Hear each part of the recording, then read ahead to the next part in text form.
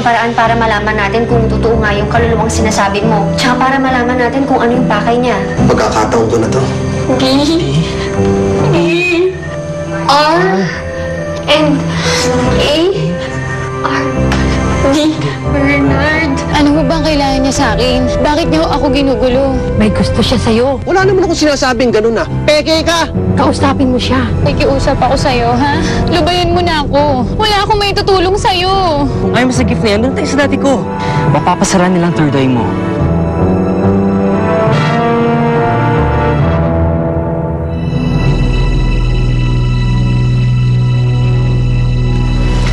Joanna, Kung sana nakilala lang kita. Kung sana alam ko lang kung ano ba talaga yung pakay mo. kung naririnig mo lang sana ako, masasagot ko lahat ng tanong mo. Tatakot kasi ako eh. Mabuti sana kung alam ko kung ano ba talagang gusto mo sa akin, kung ano ba talagang tulong yung kailangan mo, pero hindi ko talaga kaya. Kapag tinulungan kita, marami pa akong kailangan tulungan. Masyadong malaking responsibilidad yun. Patawarin mo ako, hindi ko talaga kaya. Joanna. Joanna. Joanna. Alang-alang sa mga anak ko.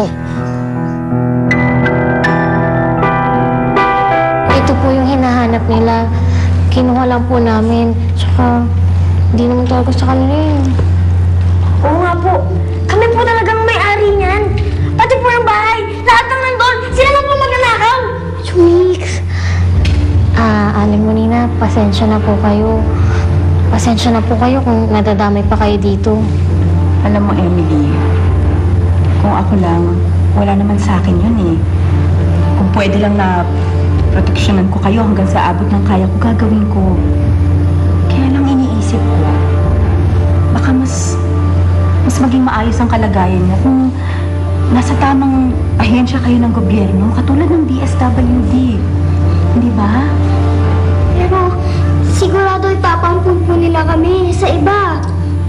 Magkakaiwa-hiwalay na naman po kami.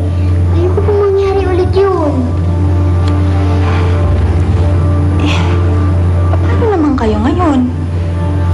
Imposible naman na habang buhay na lang kayong magtago ng magtago, hindi ba? Nay, baka naman po pwedeng dito po muna sila. At least dito sa atin, safe sila. Sa nakikita ko, parang yun lang nga lang ang pwede natin maitulong sa kanila.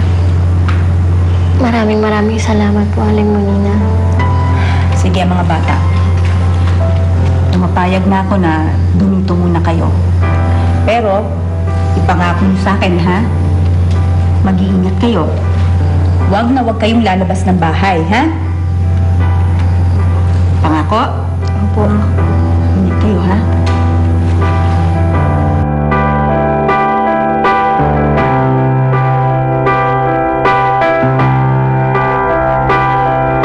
Joanna, naiintindihan kita. Alam ko, mabigat sa kalooban mo talikuran ng kaluluwang yun. Naawa naman talaga ako sa kanya.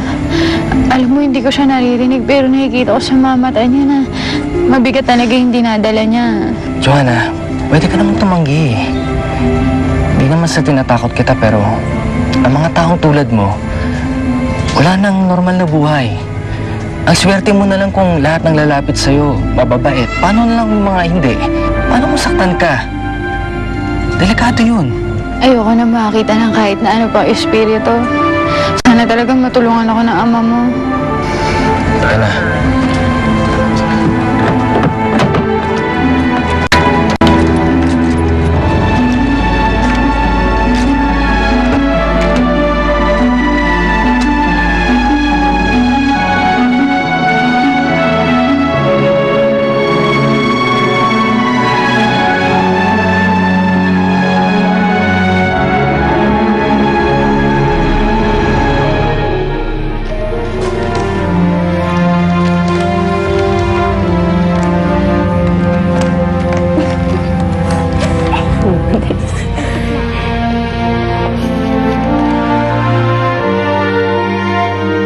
Sa bahay, maraming laruan si Farah.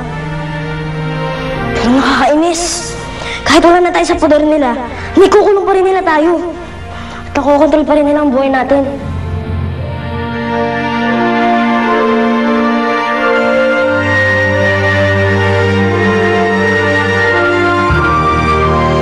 Talaga yung Calvin na yun. Sinasabi ko na nga ba eh.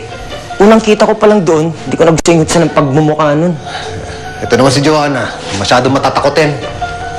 Alam ko naman, hindi normal nakakakita ng multo. Pero ano ba naman yung tulungan niya ako? Hindi naman ganun dati yun eh. Dati yun, marunong makinig yun. Ay nako, kahit naman di nakikinig yon o nakikita, kaya naman ako tulungan nun dahil malakas ang sense nun eh. Ngayon na, nakakakita na siya, hindi niya ako kayang tulungan. Pambirang buhay ito.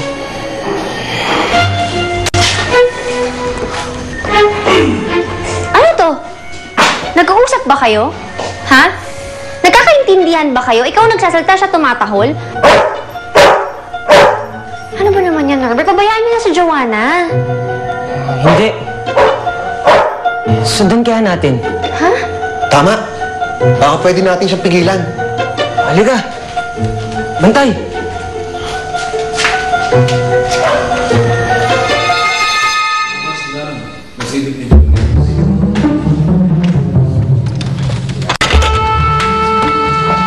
Kung kinakailangan lahat tayo gumalaw para mahanap sila, gawin natin. Dahil tandaan nyo sa kanila nakasalalay ang kayamanan natin. Kaya walang uuwi sa atin hanggat walang nakakahanap sa kanila. Naiintindihan nyo? Intindihan! Let's go! Let's go! Down, Wizard! Mami, hawa ko kayo. Okay.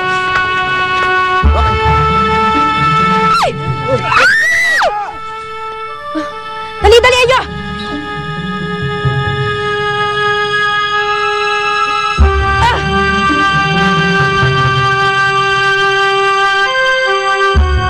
Ano po, sir? Napagsalad po rito. Pero meron po kaming kailangan makausap. Baka pwede niyo naman kami pagbigyan.